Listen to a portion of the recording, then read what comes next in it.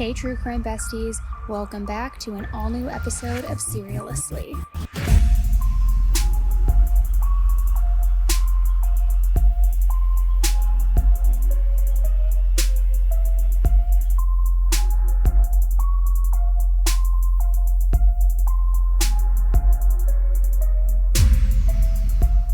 Hey everybody, welcome back to an all-new episode of Seriously with me, Annie Elise. I am outside of my normal studio today. I am recording in Big Bear, California, actually, because I didn't realize that it's ski week, which means my son has the week off school, so we decided, come up here, there's a little bit of snow left from the storm from last week. We're going to attempt to go skiing today, and it'll be their first time taking lessons, so fingers crossed that all goes according to plan.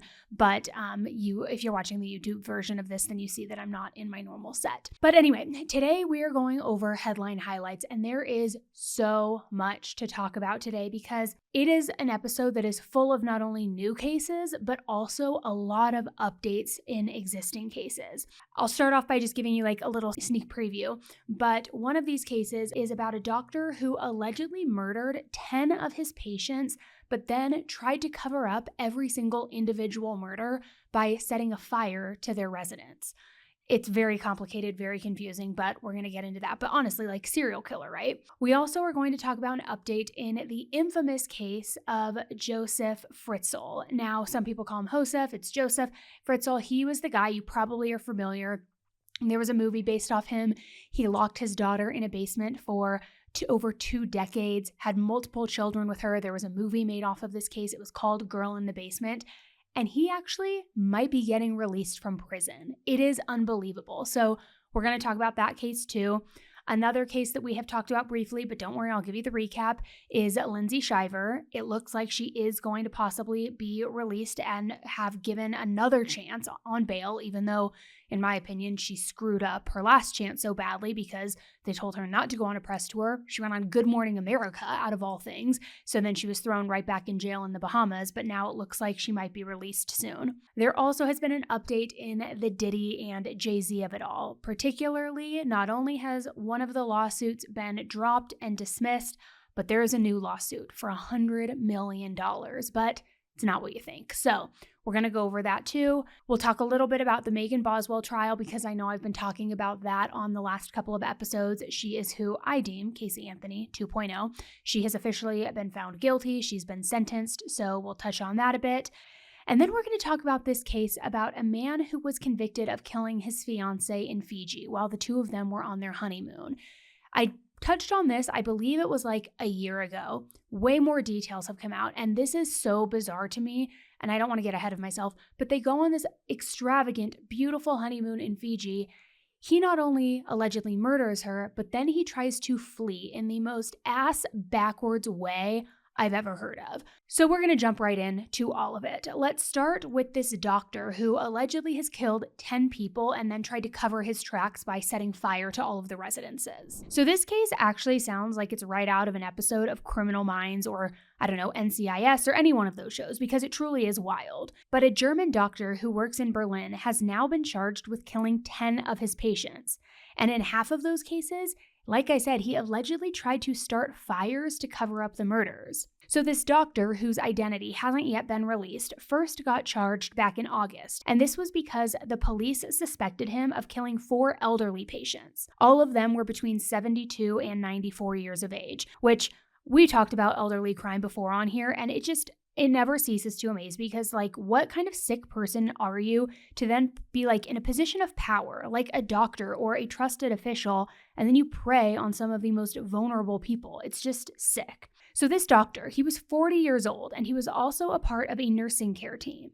And he allegedly killed these 4 elderly patients in June and July, then tried to set their apartment on fire to cover his tracks, which he didn't really have much success with that, clearly. But then in November, the investigators started to realize the extent of just who they were dealing with because they connected him to 4 more patients' deaths. And then, just last week, they connected him to another 2. So they were able to connect him to all of those murders after going through all of the different patients' files and then cross-referencing their autopsy reports. And that's really when all of the puzzle pieces started to come together. And it's not exactly said how he allegedly killed every single one of these patients, but from what the police have shared, it looks like he would give these patients some sort of like lethal mix of medication or drugs. I'm not sure if he would inject them with this dosage or give it to them in pill form or maybe even like cough syrup form, but he would somehow give his patients this very deadly dose. Now, one of the scariest and the saddest parts of this entire case is that he supposedly had no motive whatsoever for doing any of this. I mean, other than what the investigators are calling, quote,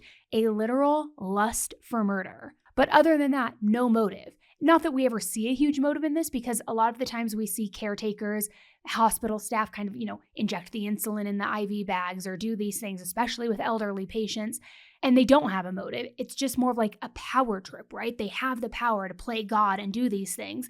And apparently, that's what this guy had, because as they are calling it, it was a lust for murder. Now, I guess Germany has some stricter privacy laws, so his identity hasn't yet been released, but the prosecutors did say that he has not responded to the charges or made any public statements. So we'll see what happens here. Again, a huge abuse of power, in my opinion. It's sick when people prey on the elderly.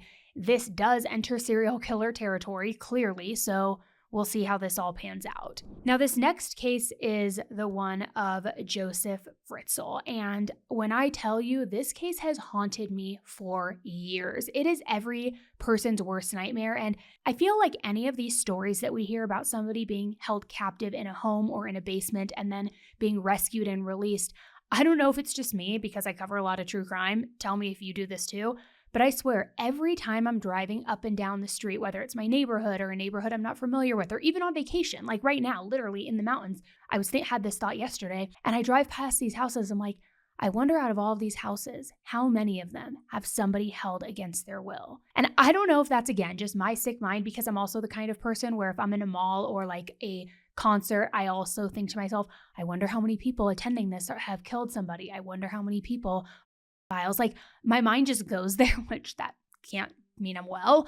But anyway, this is one that has haunted me forever, for decades, because it is one of the more barbaric and gruesome ones. So get ready to just be disgusted. Now, for those of you who haven't heard of this case, let me give you a little bit of a breakdown, okay? Because Josef Fritzl was a man who basically held he held his daughter Elizabeth captive in a cellar that he built beneath their family home, and he held her there for years. While she was being held captive in that cellar, he repeatedly her. He fathered 7 children of hers, and he had convinced everyone in her family and her friends that she had run away from home to join a cult, which it is just so disgusting. This father kept his own daughter as his personal sex slave and kept her in that cellar for 24 years. Now, there's also been some confusion and some talk over the years that a lot of this stemmed from control, that he was a very controlling father. He didn't like her dating. He didn't like her going out. He just wanted complete control, yet she would disobey a lot. She wanted to live her life. She also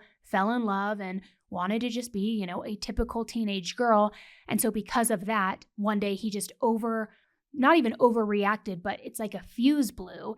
And that's when he dragged her into his cellar of her family home beneath the home and held her there captive, fathering 7 children for 24 years. As I mentioned, there was even a movie that was based on this case called Girl in the Basement, and it came out back in 2021. So if you're curious, you should definitely watch it. Do your own research about this guy, and you will see just how truly disgusting and absolutely vile he is. Now, how Elizabeth was finally able to manage escaping this 24 years of hell was because one of her daughters, who was a 19-year-old named Kirsten, she became super sick. So Josef had put Kirsten in an ambulance so that she could go to the hospital, where the nurses and the doctors obviously became very concerned for just how bad this girl's condition was. All the while, Josef pretended to not even know her, saying that he found her, that he was just playing good citizen by bringing her to the hospital, but that he didn't even know her. So because of that, the hospital started broadcasting these messages, asking the missing mother to come forward to help this girl who's at the hospital. So Elizabeth started begging Josef to let her go, to let her be released from this cellar in the basement so that she could go help her daughter, which,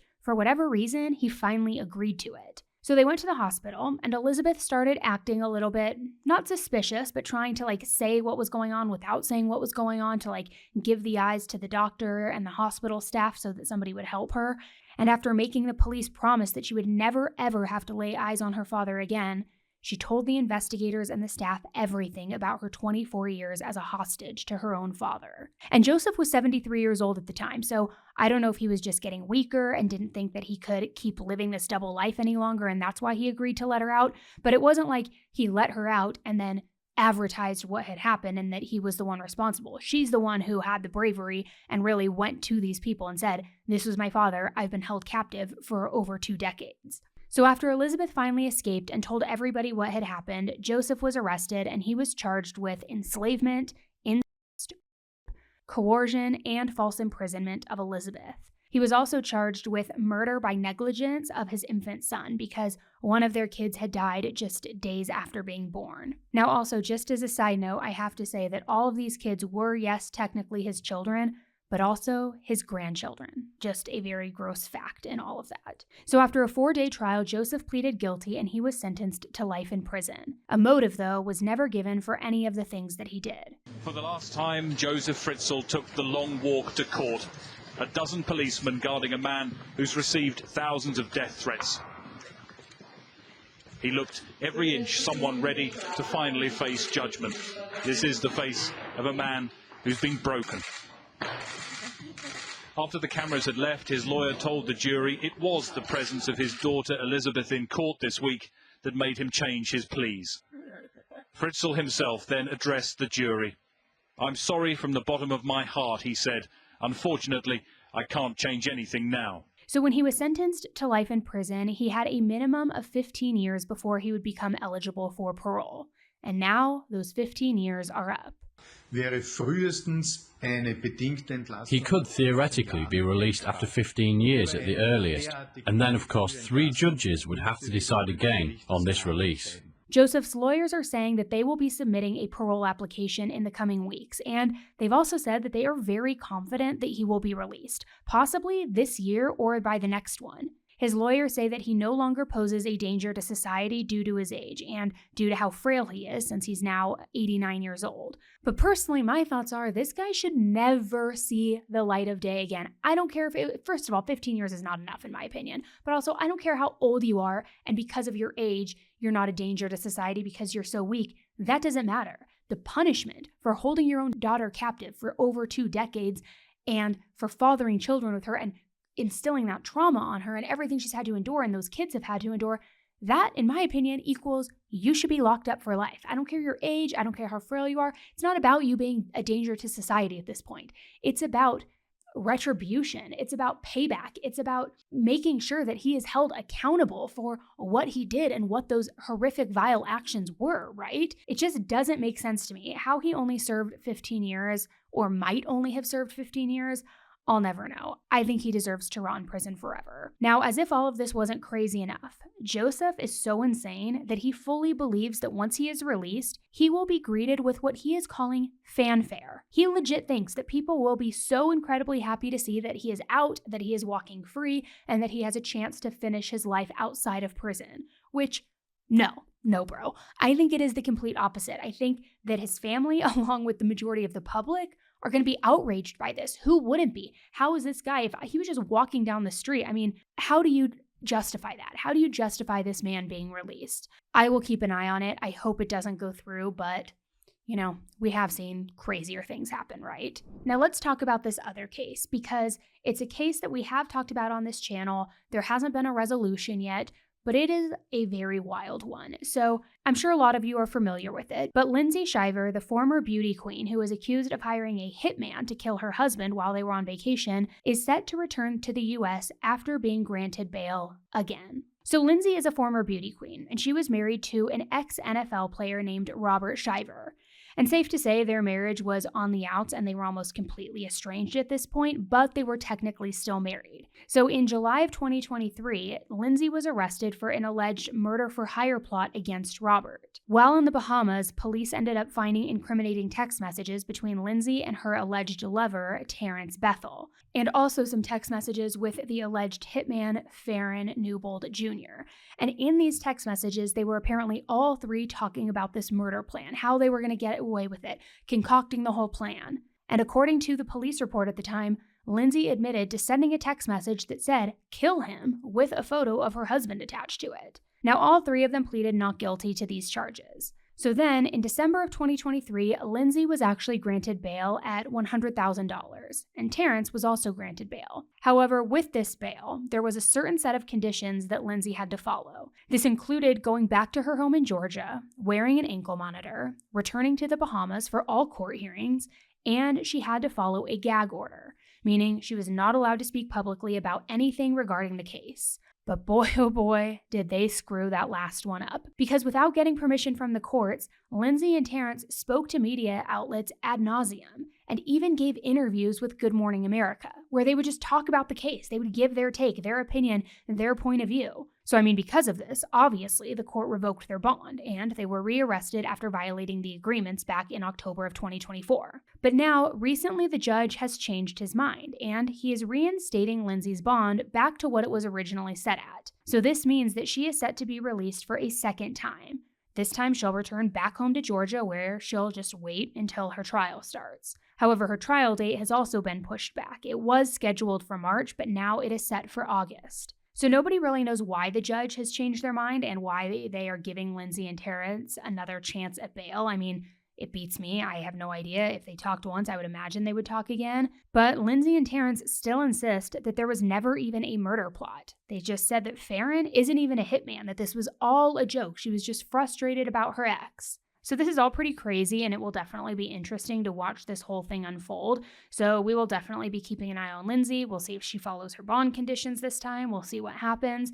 But if you want to go back and re-review the deep dive of this case, I will link it in the show notes for you too. So let's talk about the Jay-Z and the Diddy lawsuit and the update that is coming out of this case, because it feels like every time we turn around, there is another situation here, right? The Diddy and Jay-Z rabbit hole just continues on, but this new update is a bit of a shock because if you remember, Jay-Z and Diddy were facing a lawsuit for the alleged of a 13-year-old girl from back in the year 2000. However, the attorney who was representing this girl just dismissed this lawsuit last Friday. Now, if you don't remember, or maybe if you missed an episode where we talked about this, the 13-year-old girl was attending the MTV Video Music Awards in New York City, at Radio City to be exact. Then apparently, as she was exiting, she was trying to get invited to an after party, and one of Diddy's limo drivers kind of scooped her up and decided, you'd be great, we should take you to the after party, they would love to have you. So she alleged that at this after party, Jay-Z and Diddy allegedly drugged her drink.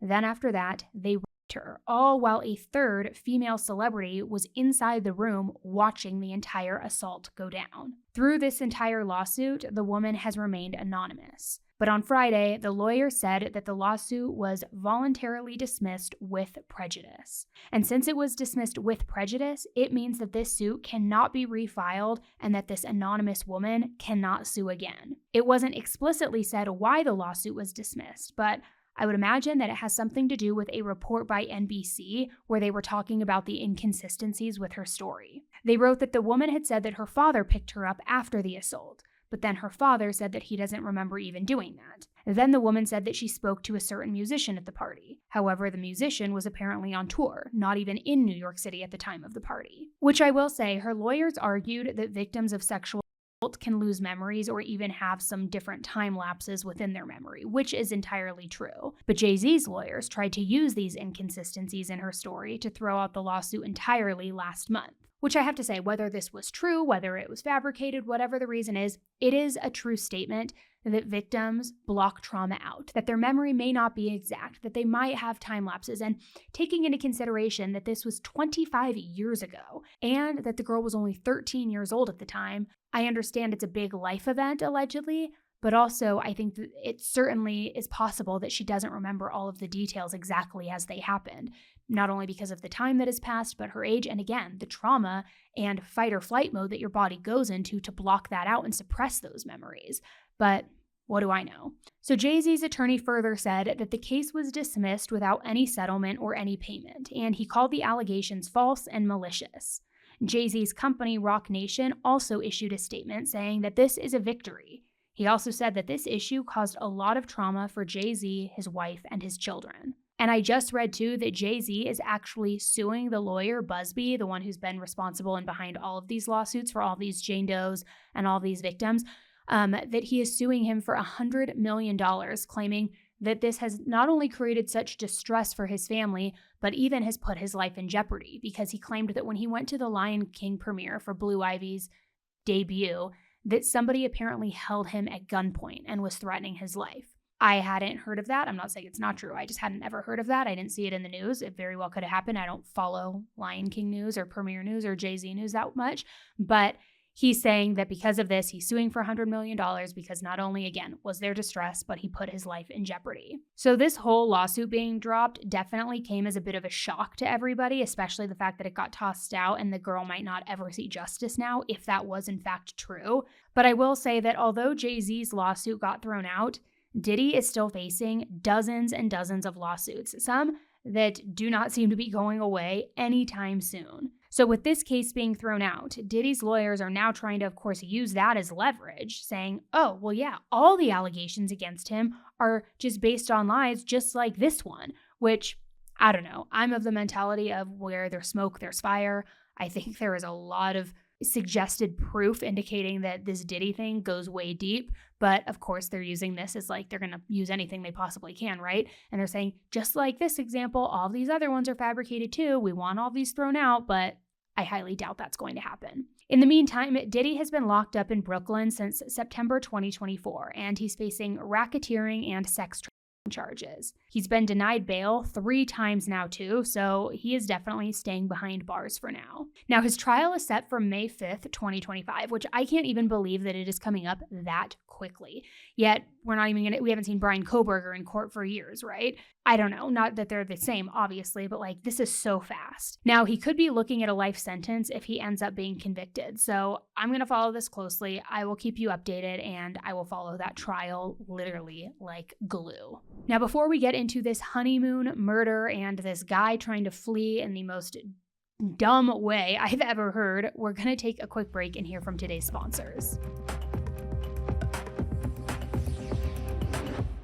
Today's episode is sponsored by Acorns. Acorns is a financial wellness app that makes it easy to start saving and start investing for your future. You don't need to be an expert either. Acorns will recommend a diversified portfolio that matches you and your money goals. And you don't need to be rich or have a lot of money, don't worry. Acorns lets you get started with the spare money that you have right now, even if all you have is spare change. And you don't need a ton of time either. You can create your Acorns account and start investing in literally just 5 minutes. It is so easy. Acorns gives you these small, simple steps to get you and your money on track, and it doesn't need to feel overwhelming or like financial wellness is impossible. They make it so simple. Basically, Acorns does the hard part so that you can give your money a chance to grow. I am not financially savvy in the least. I always try to be. I read the books, I've listened to the podcast, I try to figure out how to invest, how to do things like that.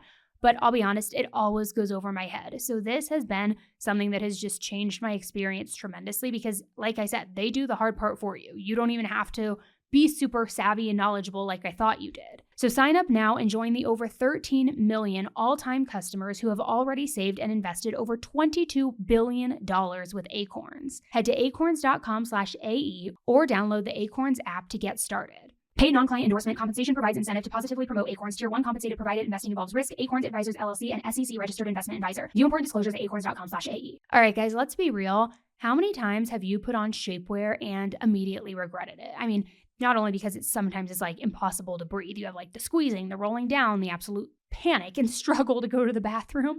I mean, that is my experience every single time. And I'm just going to say, I use a household name. It rhymes with thanks, but you get where I'm going with that. And then I started seeing Honey Love all over my TikTok. And I think I've told you already, I switched my bras to Honey Love and they are just so comfortable. I can't even believe it took me so long. I left my VS days behind me. So then when I heard that they had shapewear too, I was like, wait, they've already changed the game with me with my bras. Like, I need to try their shapewear because it's so uncomfortable all the time. And I'm not even kidding when I say this has changed the game. I first wore Honey Love for a Spotify event that I went to, and I was shocked at just truly how comfortable it was. Their Superpower short has this amazing targeted compression that just smooths everything out exactly where you want it to be smooth. But it's not, the stiff, can't breathe kind of shapewear. It moves with you. And the flexible boning means that it stays in place. There's no awkward readjusting and pulling and twisting needed. Plus, it's actually cute. It's kind of like lingerie inspired. It's like little details that you would want to show off. And for all my ladies listening, you can actually pee in this without a full-blown costume change. It is just, chef's kiss the best. So treat yourself to the most comfortable shapewear on earth and save 20% off site-wide at honeylove.com/AE. And use our exclusive link to get 20% off at honeylove.com/AE. After you purchase, they'll probably ask you to where you heard about them, so please support our show, tell them that we sent you, but treat yourself to Honey Love because you deserve it.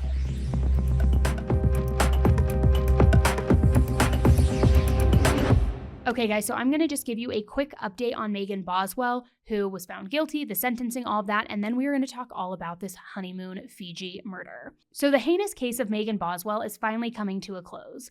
Last week, Megan's trial wrapped up, and not only was she found guilty on all charges, but she was also sentenced to life in prison. So last week, I did a little bit of a recap and update about what was going on with her trial, so if you want to check that out, you definitely can. But the trial lasted about a week long. The trial included hours of testimony, and the witnesses spanned from past babysitters, past foster families, friends, families, doctors, police officers, the whole 9 yards. And it really was because they wanted to give everybody a full glimpse into who Megan was and also what her behavior was like after Evelyn was reported missing.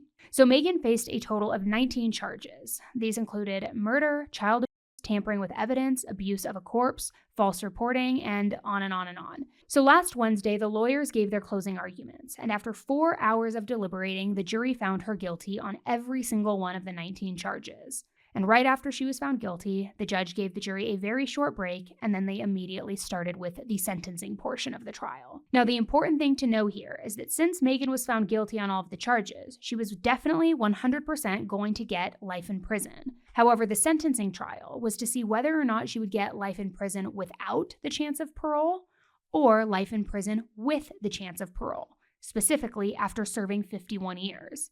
Prosecutors argued that even though Megan had a very hard life growing up, that there are tons and tons of people who grow up in bad circumstances, and of course, they don't murder their children. So they argued that she should spend the entirety of her life in prison. And maybe the worst part is that she just went on with her life as if Evelyn had never even existed.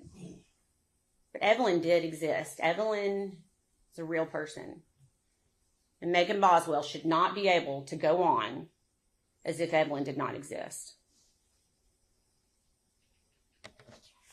There are things we will never know about what happened. None of us will ever know everything. But I think it's fair to say that we do know that Evelyn was in the way. She was in the way of Megan Boswell living the life that she thought she deserved, that she wanted to live. So Megan removed her. It's as simple as that. So today, 5 years later, almost 5 years to the day that Evelyn was reported missing, we are going to ask that you hold Megan Boswell accountable for what she did for her child. I submit to you the state has proven every count and every element of every count beyond a reasonable doubt. And we are going to ask that you return a verdict of guilty. Thank you, General. The defense, on the other hand, asked the jury to show Megan what they were calling grace and love, saying that showing compassion to Megan would allow the community to heal. The defense asked the jury to give Megan the chance of parole too because she needs to be shown love, that she's redeemable, that she should have a chance at life. My argument has helped you somehow with this case. What I would say to you, if you have questions about any of the elements of these crimes, and your questions are not answered to your satisfaction, you have reasonable doubt. If you say, I don't know how that child died, that's reasonable doubt in this homicide theory.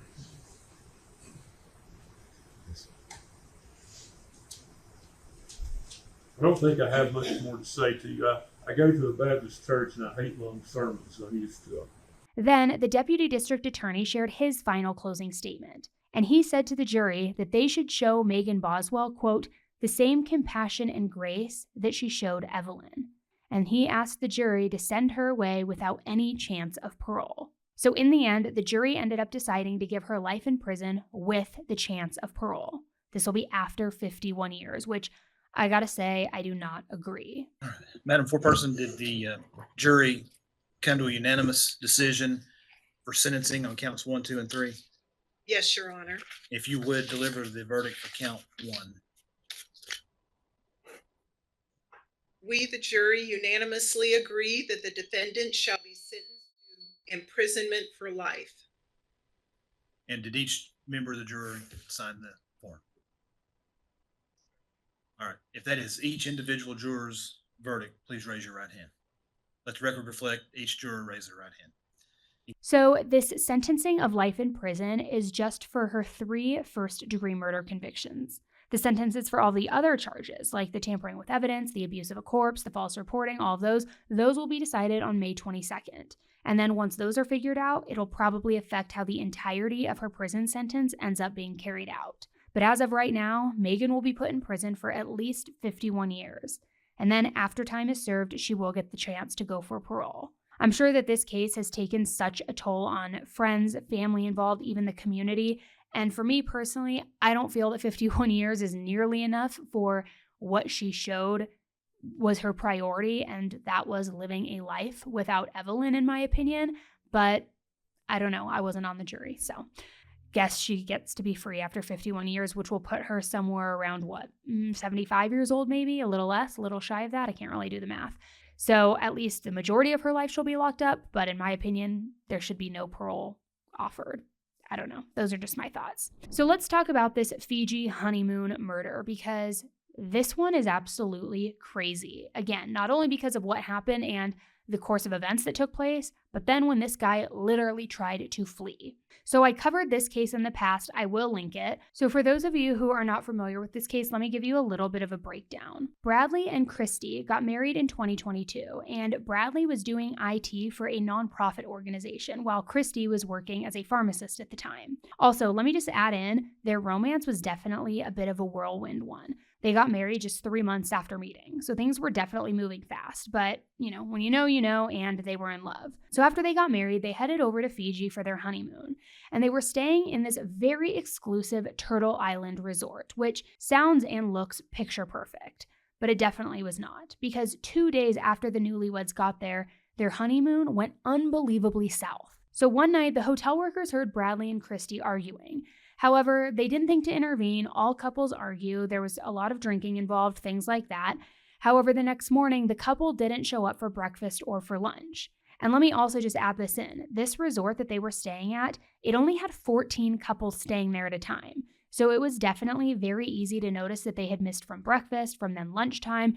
I mean, they had an accounting of all of their guests. So hotel staff decided to go and check on the couple, especially since they had heard them arguing the night before. But there is no way that the staff members were prepared for what they were going to find. Because when they went inside their room, they found the dead body of Christy, and Bradley was nowhere to be seen. Christy's body had clearly been beaten very badly, and she had horrific blunt force trauma to her head. In fact, her body was apparently so severely damaged that she couldn't even be embalmed to be returned to the US. And it was rumored that they saw a broken toilet tank lid nearby where her body was, which I'm talking about, not the actual toilet seat cover, but the big rectangular heavy piece of porcelain that goes on top of the water tank. Apparently, allegedly, I'm just going to throw it out there, that is what was used to inflict the blunt force trauma. Took that lid off and just bashed her in the head with it, which you can imagine how forceful that is, right? So they find her body, and then of course the question is, okay, well, where's her husband? Where's the newlywed? Where's Bradley after all of this? And get this, he actually stole a kayak and then fled to a nearby island after the murder. He ended up being found about 36 hours after Christy's body was discovered. The police said that when he was found, he had blood on him, he had his passport, he had some other things with him, and it clearly just indicated that he was trying to flee. And again, in this deep dive that I talked about, there were other things, how people on that island mentioned how he was acting, what he was saying to them, and it's believed that he was 100% trying to get away from all of this. So Bradley was arrested, but then he pleaded not guilty to the charges, and his lawyer said that the prosecutors didn't have sufficient evidence to convict him. Bradley's lawyers argued that Bradley did not have any physical injuries, so because of that, how could he have been involved in a fight? And they also argued that he left a lot of his belongings behind at that hotel, so there's no way that he could have been trying to flee Fiji, which I don't really know about that. I think that you just take what you need, like a passport, right? Yeah, I think there was also, and I'd have to go back and double check, he was very drunk when they found him. And I think that was the initial excuse too, is I'm drunk, I'm blacked out, I didn't even know what I was doing. But obviously you're not going to take a suitcase with you on a kayak if you're trying to flee. You would take what you need to flee, a passport, some money, things like that. So even though the defense was fighting this, the judge said that he was satisfied beyond a reasonable doubt that Bradley committed this crime.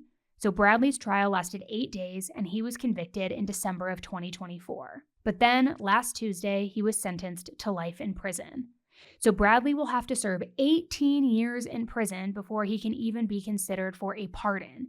And he's going to serve this sentence in Fiji, which, can you imagine? I mean, first of all, I think this guy deserves to rot. He manipulated her, he abused her. It is a horrific crime, and then he fled. But also, I wish it was life in prison without parole. But what I will say, it does give me, a glimmer of happiness that he's being held in Fiji, because you're not going to have a revolving door of friends and family coming and visiting you all the way over there. Maybe a few from time to time, but certainly not the amount you would have if you were in your hometown, which he's from Tennessee. So imagine if he was in prison in Tennessee, he would have visitors more frequently. He'd actually have some semblance of a life. There, it's my opinion, he really won't, except unless people want to like piggyback a vacation on it. But then it's like, what are you going to do? Go visit him in prison and like brag about how you're on like a Fiji vacation and going to the beach? Maybe. I don't know. Maybe I should do that. Maybe I should go brag to him. But anyway, yeah, I'm just glad that he is away from, kind of stripped of any visitors and really stripped of any life, because that's what he deserves. He took hers. He shouldn't have one. Not eye for an eye, but maybe. I don't know. I'm going off on a tangent. I need to reel it in. All right, guys. Thanks for tuning in with me today for another episode of Headline Highlights. I appreciate you being here. I will be back with you on the mic first thing Monday. All new deep dive into a case. It is one that is wild and is going to truly blow your mind. It's one that a lot of you guys have been requesting, and we have got a lot to talk about. So I will talk with you very soon. Until then, stay safe, be nice, don't kill people, and just be a good human. All right. Bye, guys.